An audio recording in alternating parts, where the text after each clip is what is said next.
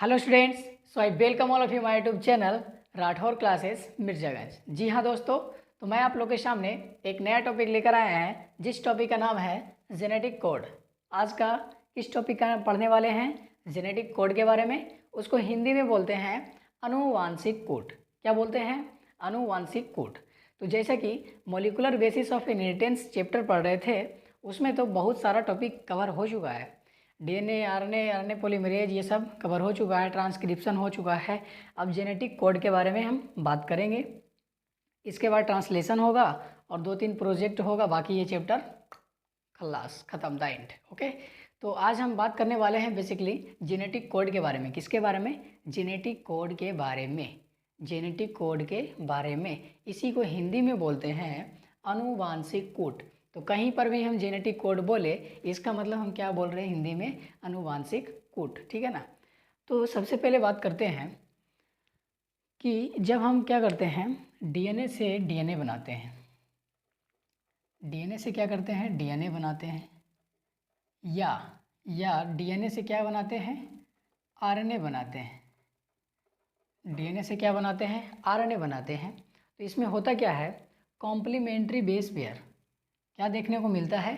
Complementary base pair. बोले था ना कि जो जुड़ा हुआ होता है एक नाइट्रोजन बेस से जुड़ता है, तो दोनों बॉन्ड के नाइट्रोजन बेस पेयर से जुटेगा तो एक बेस पेयर बना देगा। पेयर मतलब जोड़ा। अरे जैसे हम अभी सिंगल है, मेरा शादी हो जाएगा तो हम जोड़ा हो जाएंगे कि नहीं? तो जोड़ा इसी को बोलते हैं। ठीक है ना। उसी तरीके से इसमें होता है। डीएनए का एक बॉन्ड जो होता है उसमें नाइट्रोजन बेस होता है, ये बेचारा अकेला होता है। लेकिन दूसरे स्ट्रैंड जो है डीएनए में डबल स्ट्रैंड होता है, उसका भी जो होगा उससे दोनों क्या हो जाएगा? जुड़ेगा, मतलब बेस पेयर बना देगा। ठीक है ना। तो वही होता है कम्प्लीमेंट्री बेस पेयर। क्या होता है? Complementary base pair. जैसे बोले थे ना ATCG, इसी तरीके से नाइट्रोजन बेस क्या होता है? जुड़ा होता है। तो इसमें क्या होगा? Complementary base pair. Complementary base pair, इसी को बोलते हैं। डीएनए से डीएनए बनाते हैं तो क्या बोलते हैं इसको? DNA replication. इसको क्या बोलते हैं? DNA replication. लेकिन जब डीएनए से हम आरएनए बनाते हैं, इसको क्या बोलते हैं? ट्रांसक्रिप्शन।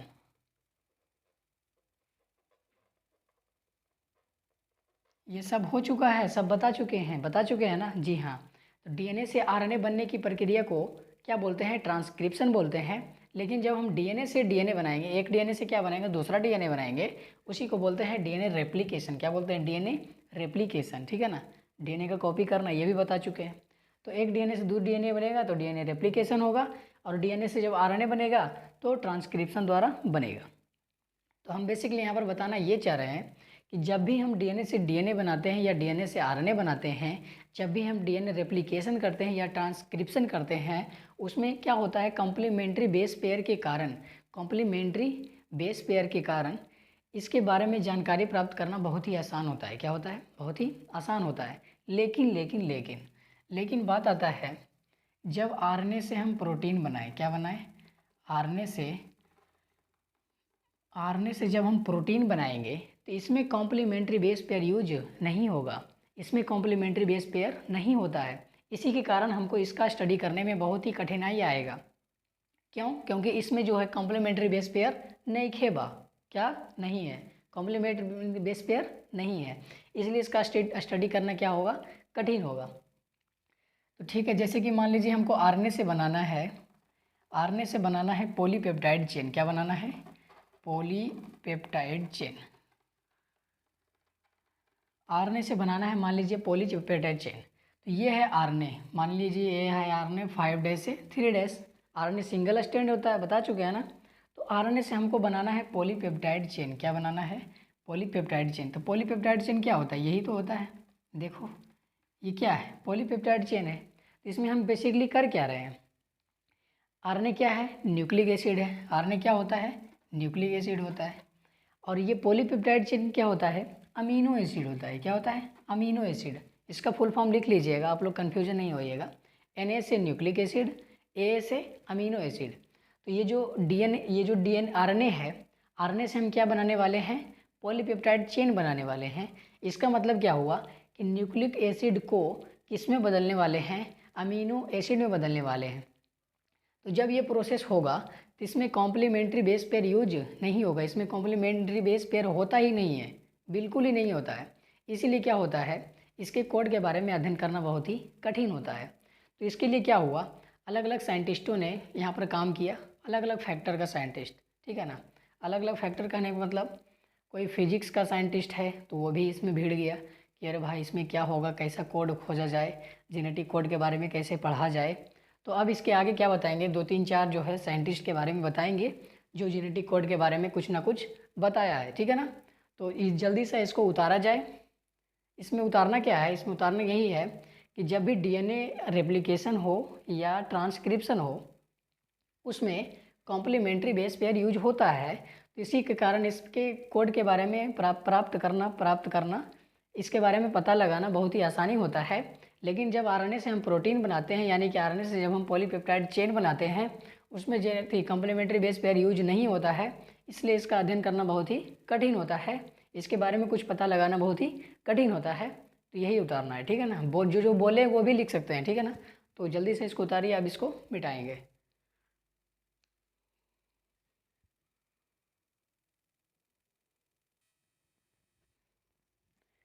सबसे पहले जेनेटिक कोड के बारे में एक साइंटिस्ट ने बताया कुछ। वो साइंटिस्ट था जॉर्ज गैमो। उस साइंटिस्ट का नाम क्या है, जॉर्ज गैमो। 2 3 बार बोलिए, जॉर्ज गैमो, जॉर्ज गैमो। क्या होगा, जॉर्ज गैमो। ये ऐसा साइंटिस्ट है, ये फिजिशियन है। क्या है, फिजिशियन है, हाँ बिल्कुल। देखो, पढ़ रहे हैं बायोलॉजी, चैप्टर है बायोलॉजी का, सब्जेक्ट भी है बायोलॉजी का, लेकिन ये इसमें हम फिजिक्स का साइंटिस्ट के नाम के बारे में जानना पड़ रहा है। क्यों, क्योंकि इन्होंने जेनेटिक कोड के बारे में कुछ ना कुछ बताया। जी हाँ, अभी बोले ना कि अलग अलग डिफरेंट सेक्टर के साइंटिस्ट ने अपने जेनेटिक कोड में योगदान दिया, ठीक है ना। तो ये जो जॉर्ज गैमो है, ये एक फिजिशियन है। फिजिशियन मतलब फिजिक्स के साइंटिस्ट है। किसका साइंटिस्ट है, फिजिक्स के साइंटिस्ट है, ओके। तो यह एक फिजिक्स का साइंटिस्ट है। इन्होंने क्या बताया, देखिए अमीनो एसिड कितना होता है, अमीनो एसिड होता है 20। कितना होता है, 20। और जो नाइट्रोजन बेस है, एनबी का मतलब नाइट्रोजन बेस, नाइट्रोजन बेस कितना है, 4। अमीनो एसिड 20 होता है और नाइट्रोजन बेस कितना होता है, 4। तो यहाँ पर जब एक नाइट्रोजन बेस एक अमीनो एसिड को कोड करेगा, क्या करेगा देखो लिख देते हैं, एक नाइट्रोजन बेस एक अमीनो एसिड को कोड करेगा। अगर, यहाँ पर लिख दो अगर, इफ मतलब होता है अगर, ठीक है अगर एक नाइट्रोजन बेस पेयर, अगर एक नाइट्रोजन बेस पेयर एक अमीनो एसिड को कोड करेगा तो क्या होगा। देखो यहाँ पर है 20 अमीनो एसिड और नाइट्रोजन बेस कितना है, 4। तो एक नाइट्रोजन बेस एक अमीनो एसिड को कोड करेगा। तो पूछ रहे हैं 4 नाइट्रोजन बेस है तो कितना अमीनो एसिड को कोड करेगा। एक नाइट्रोजन बेस एक अमीनो एसिड को कोड करता है, तो 4 नाइट्रोजन बेस 4 अमीनो एसिड को कोड करेगा, ठीक है ना। तो यही बात लिख देते हैं यहाँ पर, 4 अमीनो एसिड को कोड करेगा। कोई दिक्कत, क्लियर है यहाँ तक, ठीक है क्लियर है। अब सवाल आता है यहाँ पर, अब इसके आगे क्या, अगर जो ये मान लीजिए जैसे कि 4 नाइट्रोजन बेस है तो 4 अमीनो एसिड को कोड करेगा। कितना अमीनो एसिड को कोड करेगा, 4 अमीनो एसिड को। लेकिन टोटल अमीनो एसिड है कितना, 20। कितना है, 20। तो कोड किया कितना का, 4 अमीनो एसिड का। तो क्या ये सफिशियंट है, क्या इसके जेनेटिक कोड के बारे में पता करना सफिशियंट है, मतलब इसके लिए पूरा उपलब्ध है, नहीं है। क्यों नहीं है, क्योंकि ये 4 अमीनो एसिड को कोड कर रहा है। कितना अमीनो एसिड को कोड कर रहा है, 4 ही अमीनो एसिड को। तो अभी तो 16 अमीनो एसिड बाकी है, तो कैसे काम चलेगा भाई, नहीं चलेगा काम। तो अब क्या किया साइंटिस्ट ने, देखो क्या किया, 2 नाइट्रोजन बेस एक अमीनो एसिड को कोड किया।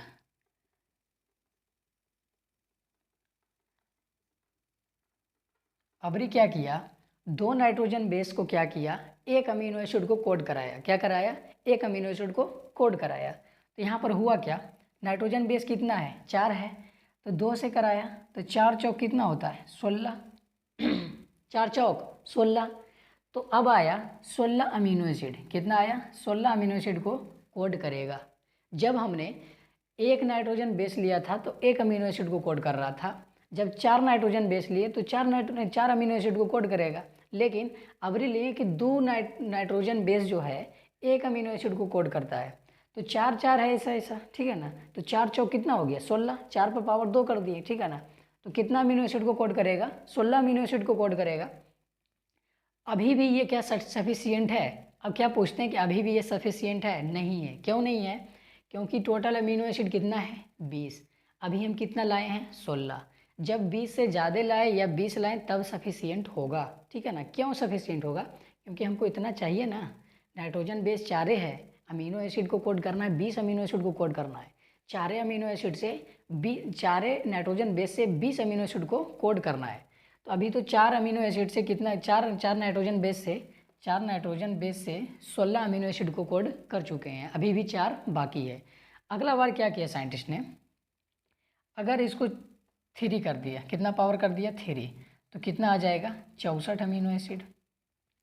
4 पर पावर 3 कितना होता है 64 होता है। 4 चौक 16, 16 चौका 64, 4 चौक 16, 16 चौका 64। तो ये अग्री क्या करेगा 64 अमीनो एसिड को कोड करेगा। अगर क्या हुआ 3 नाइट्रोजन बेस, अगर 3 नाइट्रोजन बेस 1 अमीनो एसिड को कोड करता है तो, अगर 3 नाइट्रोजन बेस 1 अमीनो एसिड को कोड करता है तो कितना टोटल है, इतना 4 पावर 3 हो जाएगा। तो कितना अमीनो एसिड को कोड करेगा 64 अमीनो एसिड को कोड करेगा। अब पूछते हैं क्या ये सफिशियंट है जेनेटिक कोड के बारे में जानने के लिए? जी हाँ है। क्यों है? क्योंकि 4 ही अमीनो एसिड है जो कि 4 नाइट्रोजन बेस है जो कि 64 अमीनो एसिड को कोड कर रहा है। कितने अमीनो एसिड को ये कोड कर सकता है 64 अमीनो एसिड को कोड कर सकता है, ठीक है ना। लेकिन यहाँ पर तो है 20 ही अमीनो एसिड, ठीक है। अब ये क्या होगा आसानी से कोड हो जाएगा। तो ये साइंटिस्ट था जियोर्ज गैमो ने, इन्होंने ये बताया था कि जेनेटिक कोड को कौन सा नाइट्रोजन बेस कैसे कोड करेगा अमीनो एसिड को, ठीक है ना। तो इसकी मदद से हम जान पाए। इसके बाद और अलग अलग साइंटिस्ट आया और अपना अपना विचार रखा। तो इसको फिलहाल उतारिए, अब अगले साइंटिस्ट के बारे में पढ़ेंगे।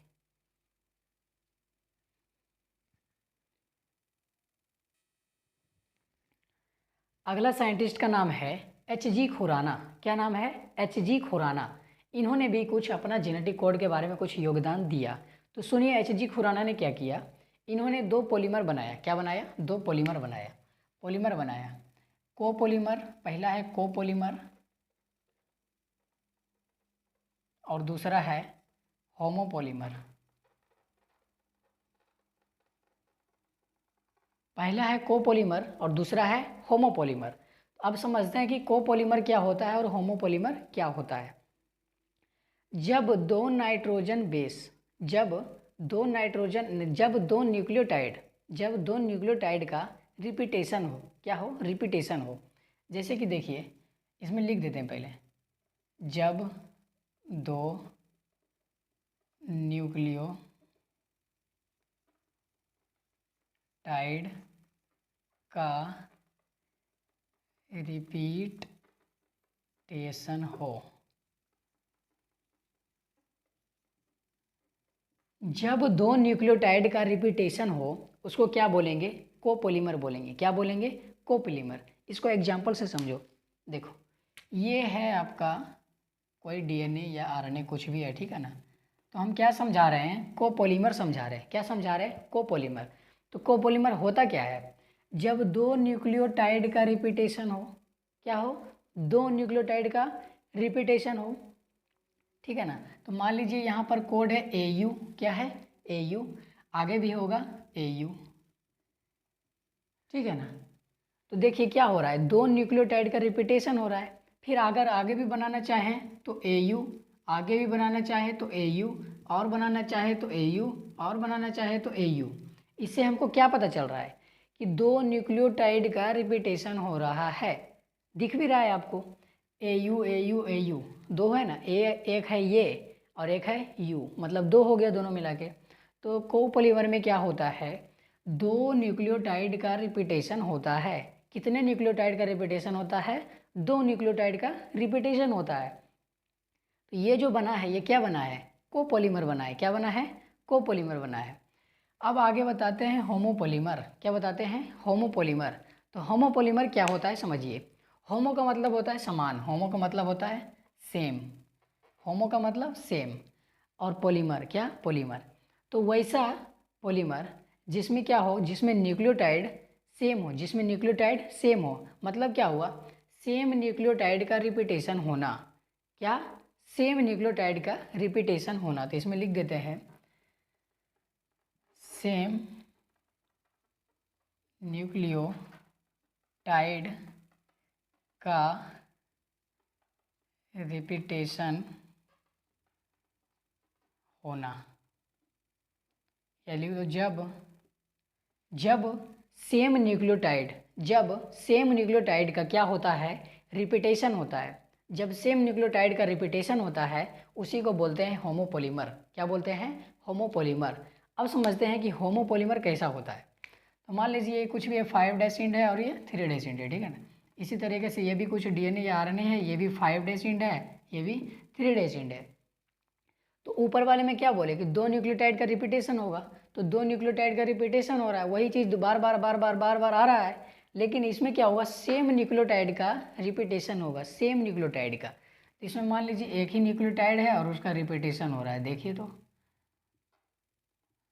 तो सेम न्यूक्लियोटाइड का रिपीटेशन हो रहा है कि नहीं, सिर्फ U U U U U U U U आ रहा है ना। तो इसमें क्या हो रहा है, क्या देखने को मिल रहा है कि सेम न्यूक्लियोटाइड का रिपीटेशन हो रहा है, क्या, सेम न्यूक्लियोटाइड का रिपीटेशन हो रहा है। तो हमारा HG खुराना साहब ने, कोरोना साहब नहीं, HG खुराना साहब, कौन, HG खुराना साहब ने, इन्होंने क्या बताया था, इन्होंने 2 पॉलीमर बनाया, पहला है कोपोलीमर, दूसरा है होमोपॉलीमर। कोपोलीमर में क्या होता है, 2 न्यूक्लियोटाइड का रिपीटेशन होता है, आपको भी दिख रहा है 2 न्यूक्लियोटाइड का रिपीटेशन होता है। अगला बनाया होमोपॉलीमर, होमोपॉलीमर में क्या होता है, एक या दो का क्या, मतलब एक ही न्यूक्लियोटाइड होना चाहिए और सेम न्यूक्लियोटाइड का रिपीटेशन होना चाहिए। तो देखो सेम न्यूक्लियोटाइड का रिपीटेशन हो रहा है कि नहीं, जी हाँ हो रहा है, ठीक है ना। तो इसी को बोलते हैं होमोपॉलीमर, ठीक है। तो ये क्लियर हो गया। अब इसके अगला बात करेंगे, तब तक के लिए इसको उतारा जाए।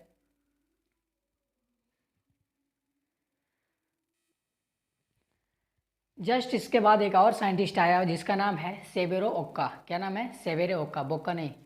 एक साइंटिस्ट आया, फिर इसके बाद क्या आया, सेवेरो ओक्का। क्या आया, सेवेरो ओक्का, नाम ठीक से पढ़ना है, सेवेरो ओक्का। इन्होंने क्या किया, इन्होंने एक एंजाइम दिया, उस एंजाइम का नाम है पॉलीन्यूक्लियोटाइड फॉस्फोरेलाइजेस। क्या है, पॉलीन्यूक्लियोटाइड फॉस्फोरेलाइज। ये एंजाइम का नाम है, किसका नाम है, एंजाइम का नाम है। तो ये ऐसे भी क्वेश्चन पूछ सकता है कि पॉलीन्यूक्लियोटाइड फॉस्फोरेलाइज कौन सा साइंटिस्ट दिया, तो सेवेरो ओक्का बोलना है।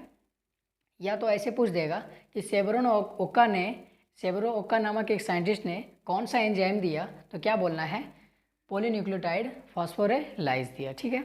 ये कैसा एंजाइम है, यह एक ऐसा एंजाइम है जो कि बिना टेम्पलेट का आरएनए बना दे, जो बिना टेम्पलेट का आरएनए बना दे। सोचो कितना खतरनाक एंजाइम है ये, इसको टेम्पलेट का ज़रूरत भी नहीं है और ये क्या बना देगा, आरएनए बना देगा। हाँ जी हाँ, आरएनए बना देगा, इसको टेम्पलेट का ज़रूरत भी नहीं है, फिर भी ये आरएनए बना देगा। सोचो भाई साहब कितना खतरनाक है।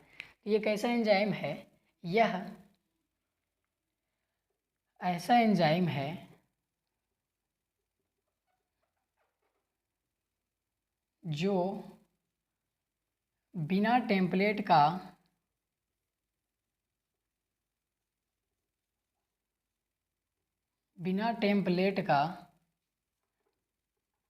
आरएनए बना दे।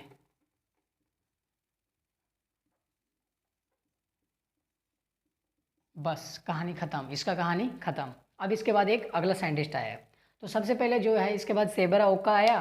सेवेरो ओक्का क्या किया, एक एंजाइम दिया, उस एंजाइम का नाम क्या था, पॉलीन्यूक्लियोटाइड फॉस्फोरेलाइज। क्या नाम था, पॉलीन्यूक्लियोटाइड फॉस्फोरेलाइज। इन्होंने यह एक एंजाइम दिया और ये एक ऐसा एंजाइम है जो बिना टेम्पलेट के, जो बिना किसी टेम्पलेट की मदद किए, या जो बिना किसी टेम्पलेट की मदद से लिए क्या बना देता हो, आरएनए बना देता हो। ऐसे भी क्वेश्चन पूछा जा सकता है कि वैसा एंजाइम का नाम बताइए जो क्या करता है, बिना टेम्पलेट का आरएनए बना देता है। तो इससे 3 सवाल पूछा जा सकता है, बहुत ही हिट सवाल है। वैसा एंजाइम का नाम बताइए जो बिना टेम्पलेट के क्या बना दे, आरएनए बना दे। या सेवेरो ओक्का ने कौन सा एंजाइम को खोजा था या कौन सा एंजाइम बनाया था, या पॉलीन्यूक्लियोटाइड फॉस्फोराइलाइज जो नामक एंजाइम है ये कौन साइंटिस्ट दिया था? तो इससे 3 क्वेश्चन बन सकता है, इसको भी अच्छे से नोट कर लीजिए।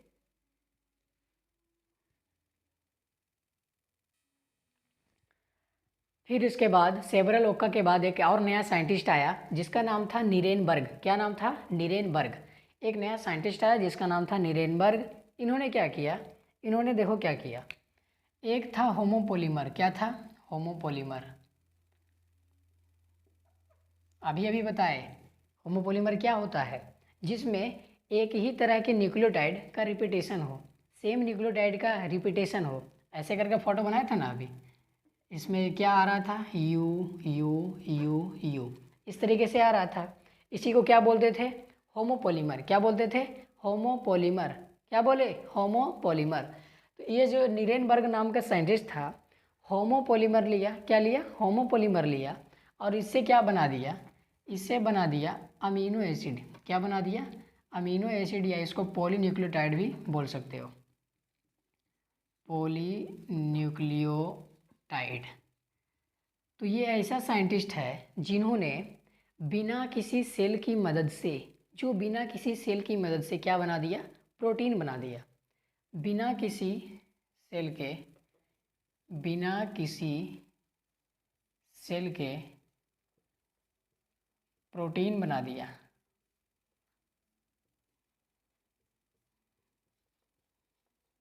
सोचो, अगर पूछेगा कि बिना किसी सेल के प्रोटीन बना दिया कौन, तो क्या बोलना है? नीरेनबर्ग। क्या बोलना है? नीरेनबर्ग।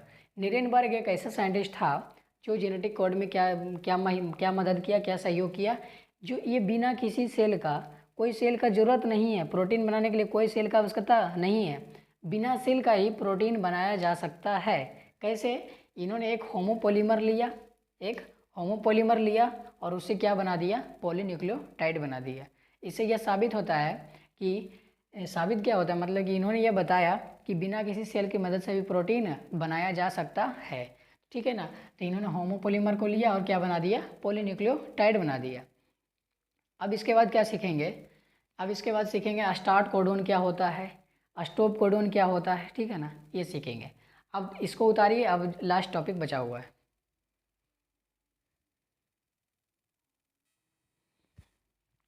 अब थोड़ा सा इसके बारे में भी समझ लेते हैं कि स्टार्ट कोडोन और स्टॉप कोडोन क्या होता है। एक होता है स्टार्ट कोडोन और दूसरा होता है स्टॉप कोडोन। तो इसके बारे में समझते हैं।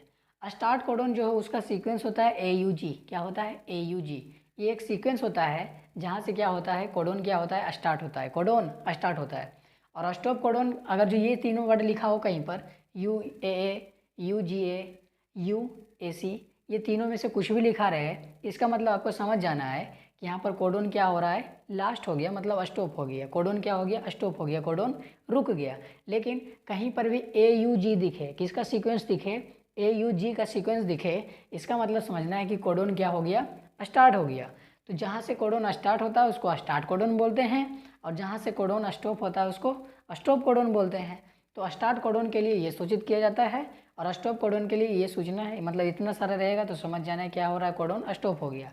आगे है UTR, अनट्रांसलेटेड रीजन। UTR को क्या बोलते हैं? Untranslated region. ये क्या होता है? ये कहाँ होता है? जी हाँ, ये होता है स्टार्ट कोडोन के पहले। कहाँ होता है? स्टार्ट कोडोन के पहले और स्टॉप कोडोन के बाद। कहाँ होता है? इसको लिख देते हैं। UTR रीजन कहाँ होता है? स्टार्ट कोडोन के पहले, स्टार्ट कोडोन के पहले एंड स्टॉप कोडोन के बाद, स्टॉप कोडोन के बाद। तो मान लीजिए कुछ भी है, ये इस तरीके का है, ठीक है ना? यहाँ पर कुछ सीक्वेंस चल रहा है AUG। तो यहाँ पर कौन सा सीक्वेंस देखने को मिला? AUG देखने को मिला, ठीक है ना? तो इसका मतलब क्या समझना है कि यहाँ से कोडोन स्टार्ट हो गया। क्या हो गया? यहाँ से कोडोन स्टार्ट हो गया। तो ये जो स्टार्ट कोडोन है, इससे पहले जो होता है उसको बोलते हैं अनट्रांसलेटेड रीजन। क्या बोलते हैं? Untranslated region. अनट्रांसलेटेड क्या, कैसा रीजन होता है? वैसा रीजन जो स्टार्ट कोडोन से पहले हो या स्टॉप कोडोन के बाद हो। मान लीजिए यहाँ पर स्टॉप कोडॉन के रूप में आ रहा है UAA। कैसा सीक्वेंस आ रहा है? UAA। तो ये क्या है? स्टॉप कोडॉन है। इसके बाद जो ये जो टेम्पलेट है, ये जो रीजन है, ये कौन सा रीजन है? UTR region, untranslated region. Untranslated region कैसा होता है? वैसा रीजन जो स्टार्ट कोडॉन के पहले हो या स्टॉप कोडॉन के बाद हो, ठीक है ना। तो यही वही होता है। तो स्टार्ट कोडॉन का कहीं पर भी AUG लिखा हो, इसका मतलब स्टार्ट कोडॉन है। तो ये स्टार्ट कोडॉन है, और इससे पहले जो रीजन है इसको क्या बोल देंगे? UTR बोल देंगे। ये क्या है? UTR है। क्या है? UTR है, ठीक है। और ये क्या है? UAA दिखा, इसका मतलब UAA किसमें? इसमें है। इसका मतलब ये क्या है? स्टॉप कोडॉन है। तो इसके बाद जो ये जो है ये कैसा रीजन है? UTR रीजन है। कैसा रीजन है? UTR region. अरे UTR रीजन एक जगह होता है, एक स्थान होता है, एक रीजन होता है जहाँ पर स्टार्ट रीजन जो है, स्टार्ट कोडॉन जो है जहाँ से स्टार्ट हो रहा है उससे पहले जो रीजन है, और जो स्टॉप कोडॉन है उसके बाद जो रीजन है उसी को बोलते हैं UTR, यानी कि अनट्रांसलेटेड रीजन। तो उम्मीद करते हैं कि जेनेटिक कोड के बारे में आप लोग को कुछ समझ में आया होगा। अब इसके बाद देखने वाले हैं ट्रांसलेशन के बारे में। ट्रांसक्रिप्शन हो गया, जेनेटिक कोड हो गया, अब देखेंगे ट्रांसलेशन के बारे में। तो मिलते हैं अगले वीडियो में ट्रांसलेशन के साथ। तब तक के लिए धन्यवाद। मस्त से रहिए, मस्त से पढ़ाई कीजिए, ठीक है ना। तब तक के लिए ओके बाय।